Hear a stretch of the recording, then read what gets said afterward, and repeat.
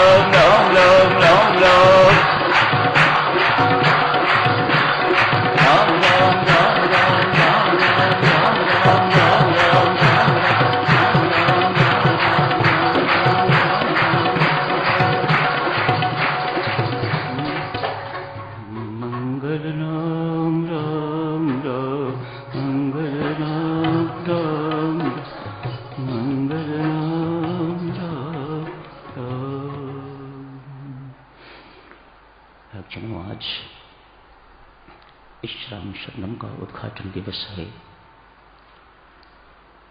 48 वर्ष हो गए हैं श्याम शरण को बने हुए। आप सबको असंख्य बार बधाई देता हूं। आज बैसाखी का शुभ पर्व भी है। पंजाब, हरियाणा, संभवतः कुछ अन्य स्थानों पर यह पर्व बहुत धूमधाम से मनाया जाता है। तैयारियां बहुत पहले शुरू हो जाती हैं। आज भी खूब मनाया जा रहा होगा। लख लख बार आपको बधाई आज इसके मांगलिक दिवस पर। कल साधक शुरू आप जी से उस महिला की चर्चा की थी जो संसार की दृष्टि से धन के अभाव होने के कारण गरीब समझी जाती थी, लेकिन आपने तो उन्हें उनके गुणों के कारण बहुत अमीर घोषित कर दिया। असली अमीर आपने घोषित कर दिया उस महिला को। मानो आप ये स्पष्ट कर रहे हों, मेरी गरीबी का प्रश्न पैसों के होने या पैसों के अभाव से नहीं होना चाहिए। सद्गुणों से कौन अमीर है और सद्गुणों के अभाव से जो है वह गरीब है।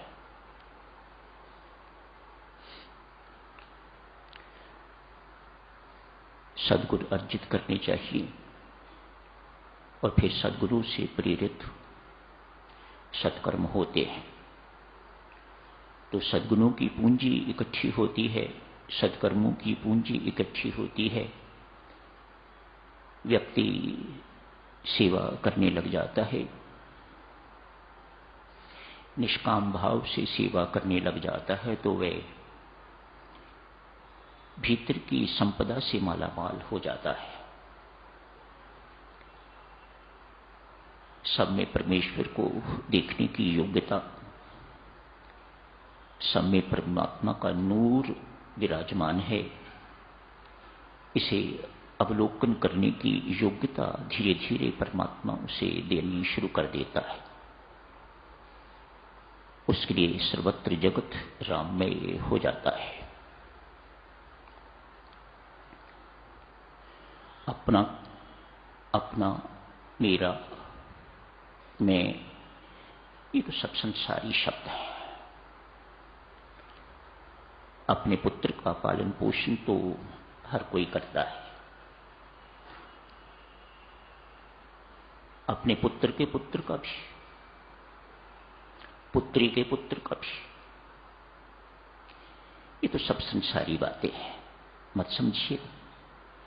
इनके प्रति अपना कर्तव्य निभा के तो आप सेवा कर रहे हैं, ये सत्य नहीं है। शास्त्र इसकी अनुमति नहीं देता। हां, आपने इनसे अपनत्व निकाल दिया है, आप इन्हें परमात्मा के समझ के तो इनकी कर्तव्य पालन कर रहे हो, तो सेवा मानी जा सकती है।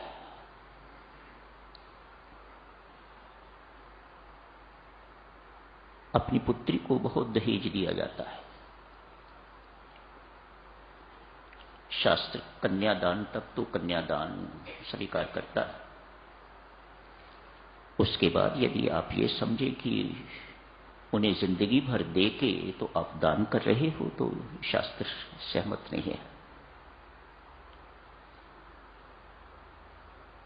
ये दान नहीं है। लोग प्रायः जिंदगी भर पुत्रियों को, जमाइयों को देते रहते हैं। कहीं आप इस भ्रांति में हो कि ये हमारा दान समझा जाएगा, तो ये भ्रांति है, ये सच्चाई नहीं है। अक्सर लोग कहते हैं एक ही पुत्री रह गई है या एक पुत्र रह गया है, ये सेटल हो जाए तो हम भी सेटल हो जाएं। क्या साधक जनों, आप लोगों का अनुभव ऐसा कहता है कि कभी आप सेटल महसूस करते हो? सेटल करते करते जिंदगी भर लोगों को, औरों को सेटल करते करते स्वयं आदमी अनसेटल हो जाता है, अनसेटल्ड रहता है। ऐसे परिवार हैं यहां पर। 15 साल में शायद ही कहीं घर से बाहर खाना खाने के लिए गए हों। कम से कम मेरे से तो बात नहीं करी कि हम कल खाना बाहर खा के आए थे। लेकिन पुत्री का विवाह होता है, जमाई आना शुरू कर देता है, यदि आसपास ही हो तो हर 15 दिन के बाद आज खाना बाहर। क्या किसी की जिम्मेदारियां खत्म होती हैं? ऐसे हुआ कि बहुत बड़ा दिन है आज, कुछ भ्रांतियां हमारे मन में हों तो आज निकलनी चाहिए। ये भ्रम है, बढ़ना तो सच्चाई की ओर है, सत्य की ओर बढ़िएगा, इन भ्रांतियों को छोड़िएगा। देना बुरी बात नहीं है। आप मकान दीजिएगा, एक कोठी दीजिएगा, अनेक कोठियां दीजिएगा पुत्री को, देना बुरी बात नहीं। लेकिन दान तो किसी जरूरतमंद को देने को कहा जाता है। शास्त्र इस देने को, मेरी माताओं सज्जनों, बड़ा गंदा शब्द प्रयोग करता है, तो मोह है। ये तो मोहग्रस्त होके तो दे रहे हैं। काले धन से दिया हुआ दान भी काला धन, काली बुद्धि, बड़ा आपस में संबंध है। देख लेना, परख लेना कभी। काला धन जैसे ही आना शुरू होता है तो अपनी बुद्धि को कालख लगनी शुरू हो जाती है, काली हो जाती है। कर्म भी फिर बुद्धि के अनुसार, निर्णय भी फिर उसी काली बुद्धि के अनुसार। मानो अच्छे तो नहीं, कालख जो लग गई, धुंधली जो हो गई बुद्धि, तो फिर उसके निर्णय सही नहीं होते। निर्णय सही हो तो फिर आदमी सोचता है बहुत दे लिया, अब किसी जरूरतमंद को दे के तो उनकी सेवा करनी चाहिए। लेकिन ये बुद्धि, काली बुद्धि सोचने नहीं देती, नहीं, पुत्री है, इसका हक बनता है, इत्यादि इत्यादि अनेक सारी बातें आदमी सोच के तो इसी भ्रम में जिंदगी व्यतीत कर देता है। आज के इस मांगलिक दिवस पर साधुजनों अति शुभकामनाएं, मंगल कामनाएं, खूब भजन पाठ कीजिएगा। उद्घाटन दिवस भी है, वैसाखी भी है, सो दोनों पुण्य पर्व पर पुनः लख लख बार बधाई आप सबको, शुभकामनाएं, मंगल कामनाएं।